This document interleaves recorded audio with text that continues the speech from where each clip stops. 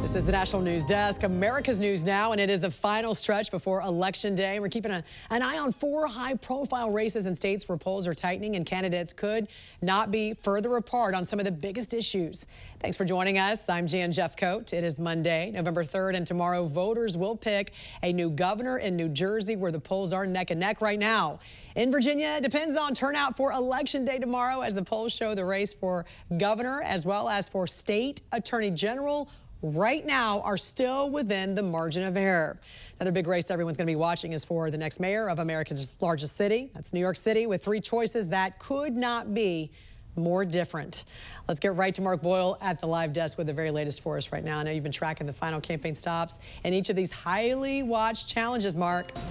Absolutely. And already, Jan, this morning we've seen some candidates out doing press conferences, trying to drum up support and get voters to the polls as Election Day now just 24 hours away. We are watching this closely with some key races to watch right here. The Virginia governor's race, New Jersey governor, and the other one, New York City mayor's race. That one has been in the headlines, of course, the past several weeks and months, with the Democratic Socialist Zohran Mamdani, Independent Andrew Cuomo, and Republican Curtis Sliwa all in it for this seat there, the mayor's seat. Here's where things stand. The latest poll, Real Clear polling, indicates Mamdani still ahead 45% to 31 and 17. Mamdani has been in this position the whole run, so it would really need to essentially be a miracle to flip this. Tomorrow, we'll watch that closely. Meantime, in Virginia, some other hotly contested races. This one for governor. Democrat Abigail Spanberger going up against Republican Winsome Earle-Sears. Here's where things stand. Again, Real Clear polling, 52% to 43. Earle-Sears is going to need a big turnout tomorrow for Republicans. The in-person voting will be key for her if she wants to win this thing. Also watching the state's attorney general race, where things are a little more interesting there after the texting scandal involving the Democrat, after text messages written by Jay Jones surfaced back in 2022 calling for the death of a political rival's family. This race is close. The Republican over the Democrat by 1 or 2 percentage points, certainly within the margin of error. Watching that closely as well. Up to New Jersey now, the governor's seat up for grabs tomorrow between Republican Jack Ciattarelli and Democrat Mikey Sherrill. This is where things stand there. The Democrat 48, close to 49%, to the Republican of 45%. Some polls say the Republican could overtake the Democrat in this race. Polling is just a snapshot. 100,000 or so people, different polls have different numbers. Election Day will be the true tell. We'll watch this very closely for you tomorrow right here on the National News Desk, and stay up to date with the latest breaking news on our website anytime at thenationaldesk.com. President Trump looking to energize Americans in the lead up to Election Day. The president is tapping his political war chest to provide New Jersey and Virginia $1 million each to help elect Republican candidates Jack Ciattarelli and Winsome Earle-Sears. The president also weighing in on the New York City mayoral race. Zohran Mamdani, 34-year-old Democratic socialist. He's the communist, not socialist, communist. He's far worse than a socialist. Some people have compared him to a left-wing version of you, charismatic, breaking the old rules. What do you think about that? Well, I think I'm a much better-looking person than him, right? But what if Mamdani becomes mayor? It's going to be hard for me as the president to give a lot of money to New York, because if you have a communist running New York, all you're doing is wasting the money you're sending there. So I don't know that he's won, and I'm not a fan of Cuomo one way or the other, but if it's going to be between a bad Democrat and a communist, I'm going to pick the bad Democrat all the time, to be honest with you. Do you see Mamdani as the future of the Democratic Party? No, I think the future of the Democratic Party is going to fall, as far as we're concerned, relative to the House Democratic Caucus and members who are doing a great work all across the country. This all comes as the Democratic Party is losing support from its base. A new Pew poll found 67% say they are frustrated with the Democratic Party. Meantime, 69% of Republicans say their party makes them feel hopeful. As we begin a new... And voters still cast their ballots, as we know, with their wallets and their purses in nearly every poll. The economy still the most important issue for voters across all demographics, and still some key races can be determined not by necessarily who you're voting for, but possibly about who you're voting against. Joining us to discuss some key races, CEO of J. Wallen Opinion Research, Justin Wallen. Great to see you, sir. Good morning. Good morning, Jen. Great to see you. You know, this might be the case in New York City. Heavily Democratic jurisdiction. The majority of voters do not appear to like either Democrat on that ticket. We're talking about a socialist. The other is a Democrat running as an independent because he lost the primary to the socialist. Are we going to see the largest city in America, Justin, run by a socialist Democrat? The short answer to that is, unless the polls are wildly wrong, yes. New York City is going to be governed by an openly socialist and, to all intents and purposes, anti-Israel mayoral candidate. And it's fascinating because, yes, it's a sea of imperfect candidates. By all accounts, New Yorkers are not thrilled with their set of choices, but they're going to make a choice. And I think the key message here for the Democratic Party is, are voters making a choice about going far left, or are they making a choice about affordability? And I suspect I know it's the first one. Mamdani's message was excellent. New York just costs too much to live in, and New Yorkers resonate with that, except for the most wealthy. Right, but the way he thinks he's going to make it more affordable, as a capitalist society, everyone knows nothing is free. There's no free lunch. There's no free rides. There's no allowing the government to have price controls at grocery stores, price controls on rent. Those, as we know, historically, will make everything. That actually increases inflation, as we know.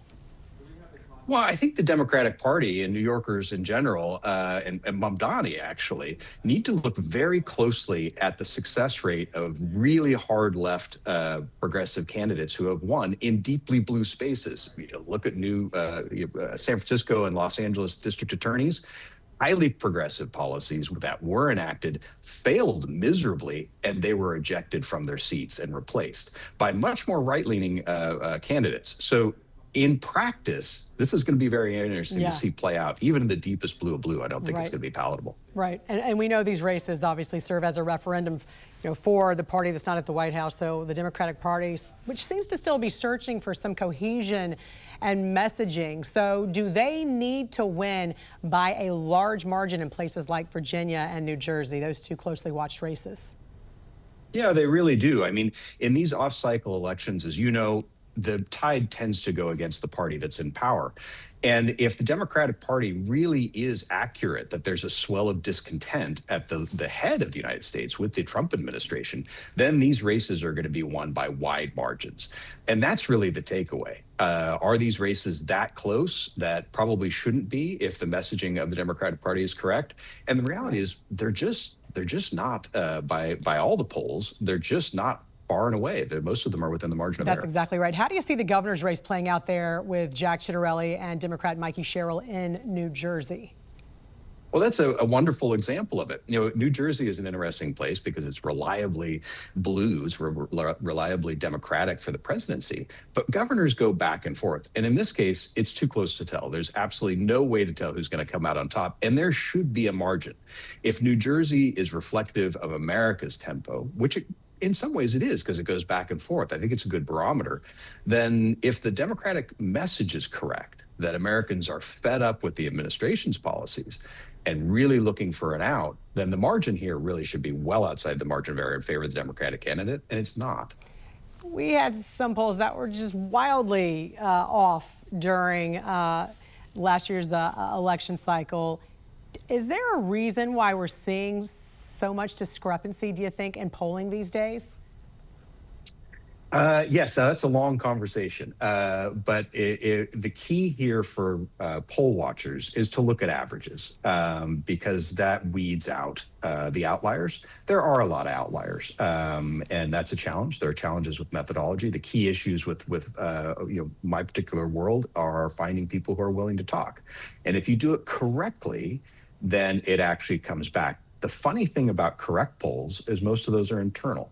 And a lot of the public polling, which we see and we go by as barometers, those actually have to deal with price restrictions. Interesting. So, you mean, when you say internal polls, you mean the candidates conducting their own polls. Those tend to be very accurate. I agree with you on that. Now, there's already been plenty of early voting. So how important is today? What does a big turnout at the polls mean for both parties? Who's likely to benefit?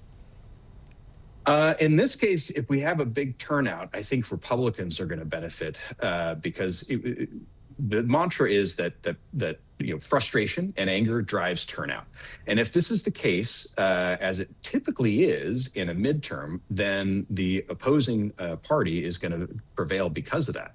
I don't think that's the dynamic today. I think if we see a higher turnout, it's going to benefit Republicans. But I could very well be wrong. But by all intents and purposes, the way this is panning out, I think that Republicans are actually, even if they lose in races, I think they're positioned pretty doggone well. We're not seeing this enormous, widespread disaffection that we're apparently supposed to see if we're going to believe the Democratic pundits. That's so true. CEO of J. Wallen Opinion Research, Justin Wallen. Great to see you, sir. Thanks for joining us. Great to see you. The elections today will have a big impact on policing, the crime crackdown, and how the law is enforced as some local jurisdictions continue the battle against the crime crisis, criminal illegal aliens, and soft on crime policies. From New Jersey to Virginia and New York City, it's a day that's going to have far-reaching consequences for all law enforcement. Joining us now to discuss is retired FBI Special Agent in Charge and former Superintendent of the Chicago Police Department, Jody Weeks. Good morning to you, sir. A critical day for the largest city in the country, New York City, nearly 9 million folks there. And if you look at the polls, they're Mamdani obviously in the lead. What impact will this have on law and order? What concerns you most? Yeah, Jan, great to see you.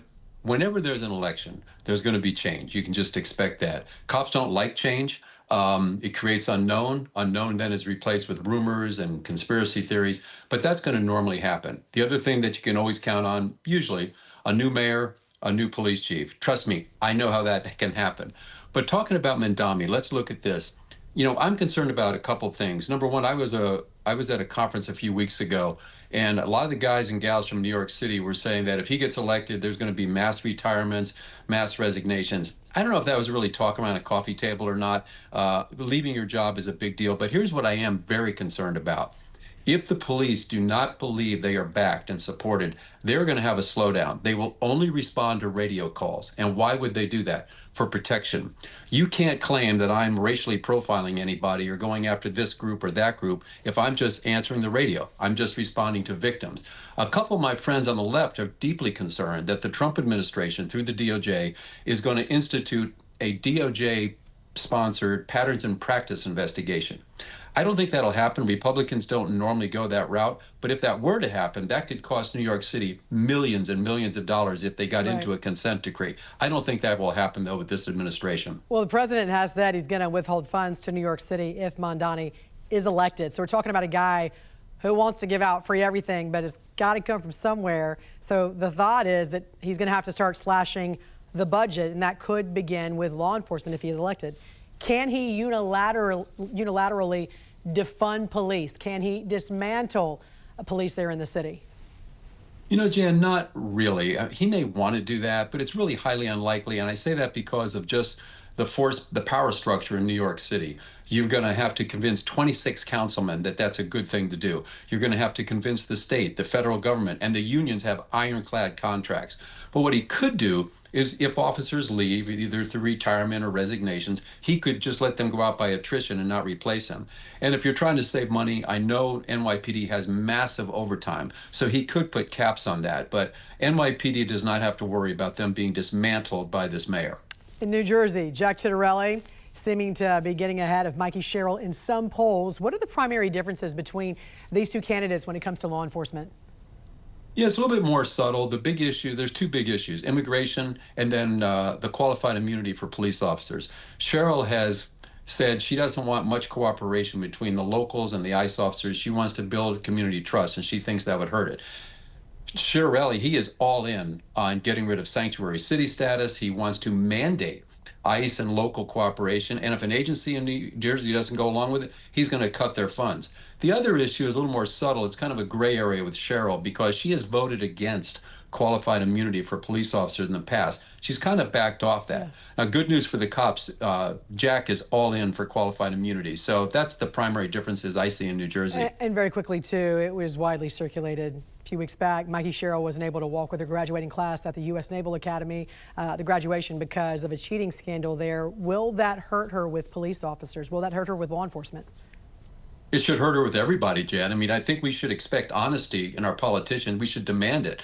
Now, she wasn't found guilty of cheating, but she did not report it. So that's a big deal of the Service Academy, not to report wrongdoing. So as you might guess, Jack has hit her up really hard, trying to impugn her integrity and attack her credibility. Yeah, and sometimes not reporting it is just as bad, right? You're just as guilty by not blowing the whistle on something you know all about. Retired FBI Special Agent in Charge and former Superintendent of the Chicago Police Department, Jody Weiss. Great to see you, sir.